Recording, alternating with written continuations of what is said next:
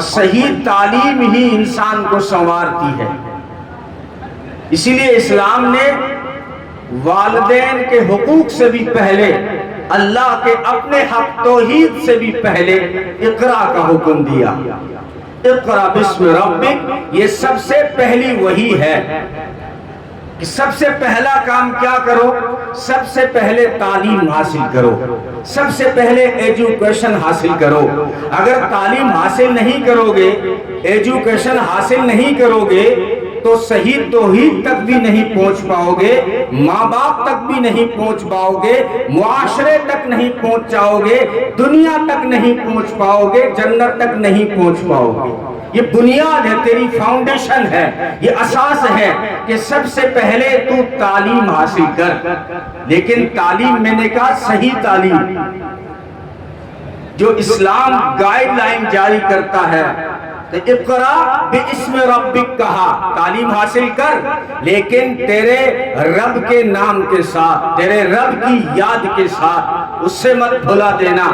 اس نے جو تعلیم کے اصول دیے ہیں اسے سامنے رکھنا، اور پھر دنیا کے جتنے بھی علوم ہیں اس سے حاصل کرنا، وہ پڑھنا جو میں نے پیدا کیا ہے۔ الذی خلق، کسی علم، کسی فن اور کسی زبان کے پڑھنے سے منع نہیں کیا گیا، بلکہ اللہ کے رسول صلی اللہ علیہ وسلم نے فرمایا ساری زبانیں اللہ کی مخلوق ہیں، تو ساری لینگویج حاصل کریں۔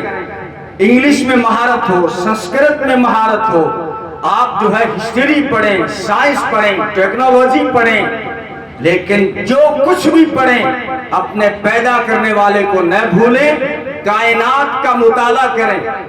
ایک تو کتاب ہدایت کا مطالعہ کریں، یعنی قرآن کریم کا، اور ایک کتاب کائنات کا مطالعہ کریں کہ رب نے کیا کیا بنایا اور کیسے کیسے بنایا۔ جب یہ غور و فکر کرو گے تو ہر چیز تمہیں تمہارے رب کا پتہ دے گی، اس کا قرب دے گی، اس کا تعلق دے گی۔ جو بھی قوم مستقبل اور فیوچر روشن رکھنا چاہتی ہے اس سے صحیح تعلیم ملنا ضروری ہے۔ انگریز جب تک اس دیش میں نہیں آیا تھا تب تک سارے علوم ایک چھت کے نیچے پڑھائے جاتے تھے۔ آپ کو یاد ہوگا کہ اسی پڑوس کے ہمارے شہر دہلی میں 1000 ادارے تھے، اور روہیل کھنڈ میں 5000 مکاتب تھے۔ ٹھٹھ جو سندھ کا ایک شہر ہے اس میں 400 ادارے تھے، اور بنگال کے صوبے میں 80,000 ادارے تھے۔ یہ کیسے ادارے تھے؟ یہ وہ ادارے تھے جن اداروں میں سارے علوم پڑھائے جاتے تھے، لیکن تربیت کے ساتھ میں، اسلامی اصول کے ساتھ میں، یا مسلم بھی پڑھتے تھے، غیر مسلم بھی پڑھتے تھے۔ اسی لیے بڑے بڑے غیر مسلموں میں جو شعراء نکلے وہ ایسے اداروں سے نکلے۔ آپ کے علم ہوگا تاج محل کا جو انجینئر ہے وہ مجدد الفسانی کا کلاس ساتھی ہے۔ آپ نے نام سنے مولانا قاسم نانوتوی، یا جنہوں نے علی گڑھ یونیورسٹی قائم کی سر سید احمد خان، یہ ایسے اداروں سے نکلے تھے۔ بلکہ مولانا قاسم اور سید احمد خان دونوں کلاس ساتھی ہیں، مولانا مملوک علی کے شاگرد ہیں۔ تو ہمارے تعلیم پہ جب ڈاکہ پڑا، بہت اچھی چیز کے بہانے شربت کی بوتل میں ہمیں زہر پلایا گیا۔ 1832-33 میں ہندوستان کا ایک سروے ہوتا ہے، اور 1835 میں لارڈ میکالے پارلیمنٹ برطانیہ میں بھاشن دیتا ہے کہ ہندوستان کے لوگ ہمارے غلام کبھی نہیں ہو سکتے، کیونکہ اچھے انسان ہیں، ان کے اخلاق اچھے ہیں، یہ اپنی آستھا سے جڑے ہوئے ہیں، مسلمان اپنی عقیدت سے جڑے ہوئے ہیں، یہ ہمارے غلام نہیں ہو سکتے۔ تو لوگوں نے پوچھا پھر کیا کیا جائے کہ یہ ہمارے غلام بن جائیں؟ تو لارڈ میکالے نے کہا کہ ان کو ایک اچھی چیز دو، اور اسی اچھی چیز کے اندر ان کو دھیرے سے اپنی جڑ سے کاٹ دو، ان کو مسلمانوں کو اسلام سے، اپنی تہذیب سے، ہندوستان کے کلچر سے کاٹ دو، پتہ نہ چلے انہیں تو کہو کہ ہم انگلش دے رہے ہیں آپ کو، ہم آپ کے لیے کالج لائے ہیں، اچھی چیز ہے، پورے ورلڈ میں چلنے والی چیز دے رہے ہیں، کوئی چیز باہر سے آ جائے وہ تو ایسے ہی اچھی لگتی ہے. بھائی کپڑا ہندوستان میں سب سے بیسٹ ملتا ہے سورت میں، لیکن باہر سے کپڑا آ جائے تو کہتا سعودی سے آیا. گھڑیاں یہاں بہت ملتی ہے، انڈیا کی گھڑیاں کوئی کمزور نہیں ہے، لیکن باہر سے مسکت سے آ جائے تو کہتا ہے کہ میری گھڑی باہر سے آئی ہے. تو اس نے کہا باہر سے ایک چیز جو جا رہی ہے ہندوستان، اس کو وہ یہ ایکسپٹ کریں گے اور اچھی چیز ہے، ورلڈ میں چلنے والی ہے، لیکن دھیرے سے ان کو، ہندوؤں کو ان کی آستھا سے کاٹ دو اور مسلمانوں کو اپنی عقیدت سے کاٹ دو، ان کو ہندوستان کے کلچر سے کاٹ دو. پھر جو ہے ہندو بہن نے ساڑی چھوڑ دی، مسلمان نے چادر چھوڑ دی، ہندوستانی اپنا کلچر بھول گیا اور انگریز کی نقل کرنے پر فخر کرنے لگا اور انگلش پڑھ کر انگریز بن گیا. تو بہرحال یہ ایک حملہ تھا جس کو بہت جلد محسوس کر دیا گیا. 1948 میں تقریباً 47 میں آزاد ہوا اور 48 میں جب مولانا ابوالکلام آزاد شکشا منتری بنے تو انہوں نے ترمیمات پیش کی کہ انگریز نے ہمیں انگلش ادب دیا ہے، ٹیکنالوجی اور سائنس خود پڑھ رہا ہے، ہمیں کہہ رہا صرف ادب پڑھو، اس لیے خاص کر آپ ٹیکنالوجی اور سائنس پر دھیان دو. یہ مولانا ابوالکلام آزاد نے 1900 اور انڈین انسٹیٹیوٹ آف ٹیکنالوجی قائم کیا اور عورتوں کی تعلیم پر زور دیا. یہ ترمیمات تھی جو قابل عمل تھی، لیکن ہم نے کیا کیا، صرف 11 نومبر کو مولانا ابوالکلام آزاد کا یوم ولادت منایا اور بس عمل میں اس کو نہیں لائے. اس کے بعد 1968 میں ڈاکٹر دولت سنگھ کوٹھاری ترمیمات لاتے ہیں ہماری بھلائی کے لیے، جو 1986 میں راجیو گاندھی کی سرکار میں جمہوریت کی نظر چڑھ جاتے ہیں. جمہوریت اچھی چیز ہے اس دیش کے لیے، لیکن جمہوریت جب سر چڑھ جائے تو لاطینیت پیدا کرتی ہے، الحاد پیدا کرتی ہے، مذہب سے کاٹتی ہے. اس لیے یہ ہوتا رہا. اب نیا جال آ رہا ہے جو تیار ہو چکا ہے،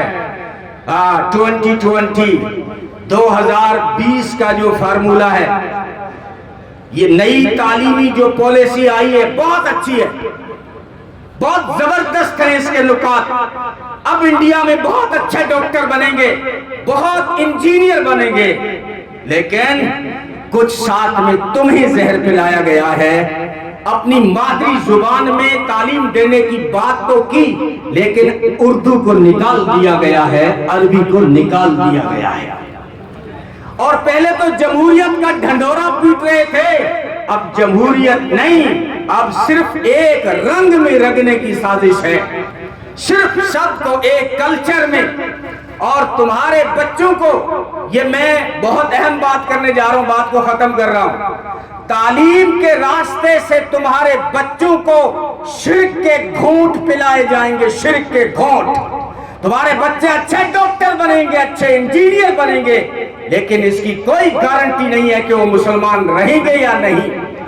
یوگا کے نام پر شرکیہ عمل پلایا جائے گا، سوریہ نمسکار کے نام پر شرک کے گھونٹ پلائے جائیں گے، مورتیوں کی پوجا کی عظمت سمجھائی جائے گی. تو ہماری کیا ذمہ داری ہے؟ ہماری ذمہ داری یہ ہے، ہم اسکولوں سے ہٹیں گے نہیں بلکہ اور زیادہ اسکولوں سے جڑیں گے. یہ ہم نے پہلے غلطی کی تھی.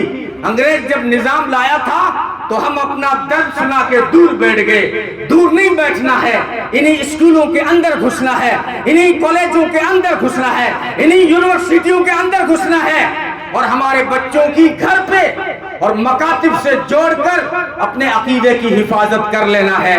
بچوں کو ماں ذہن بنائے، باپ ذہن بنائے، بیٹا اسکول میں جانا پڑا ہے، جانا ہی ہے، لیکن جب تجھے سوریہ نمسکار کے لیے میڈم کھڑا کرے گی تو تو جب ہاتھ جوڑے گا تو وہ تو صرف تیرا جسم دیکھ رہے ہیں، تیرا دل تو نہیں دیکھ رہے ہیں. اس وقت تو میرے پیارے بچے تو دل میں یہ کہنا، اے اللہ میں تو تجھ سے مانگ رہا ہوں، سورج مجھے کیا دے گا، یہ تو تیرا محتاج ہے. اگر اس طرح بچوں کی گھر میں ذہن سازی ہوئی اور بچوں کو مکتب سے ہم نے جوڑے رکھا تو ہمارے بچوں کا آنے والی نئی نسل کا ایمان سلامت رہ سکتا ہے، تو ہمیں کیا کرنا ہے؟ تعلیم کے اندر گھس کر، تعلیم میں مہارت حاصل کر کے اس میدان میں پیچھے نہیں ہٹنا ہے۔ یہ ہم نے غلطی کی تھی کہ تعلیم سے ہم بیزار ہوئے۔ بہت ضروری ہے، تعلیم کے بغیر، ایجوکیشن کے بغیر آپ دنیا کے کسی شعبے میں کامیاب نہیں ہو سکتے۔ اس لیے جو ہے اعلیٰ تعلیم حاصل کریں اور وقت کو پہچانیں۔ جو حالات ہیں، ہمارے مساجد کو شہید کیا جا رہا ہے، مدارس پہ بلڈوزر ہیں، اور کہیں ختم نبوت پہ ڈاکے ہیں، اور عیسائیت مشینری دھیرے دھیرے کام کر رہی ہے۔ بھادرہ کے چینل نے خبر دی ہے کہ بھادرہ کے کئی گھر عیسائیت سے متاثر ہو گئے ہیں، تو کیا گارنٹی ہے کہ مسلمانوں کے گھر نہیں ہوں گے؟ ہم تو سوئے ہوئے ہیں۔ اس لیے بیدار ہو جائیے، اپنے عقیدے کی حفاظت کیجئے، اپنی روایات کی حفاظت کیجئے، اپنی تہذیب اور کلچر کی حفاظت کیجئے، اپنی ہندوستان کی حفاظت کیجئے، اور ہندوستان کے قانون کی حفاظت کیجئے۔ ہندوستان کو بربادی میں دھکیلنے والوں سے ہندوستان کو بچا لیجئے۔ اپنی صفوں میں اتحاد، ایکتا، یکجہتی پیدا کیجئے۔ اعلیٰ ایجوکیشن، اعلیٰ تعلیم حاصل کیجئے، اور اعلیٰ تعلیم حاصل کر کے خادم بنیے اپنے دیش کے، وفادار بنیے اپنے وطن کے، خدمت کریے اپنے ماں باپ کی، خدمت کریے اپنے معاشرے کی۔ اللہ تعالیٰ کہنے سننے سے زیادہ عمل کی توفیق عطا فرمائے۔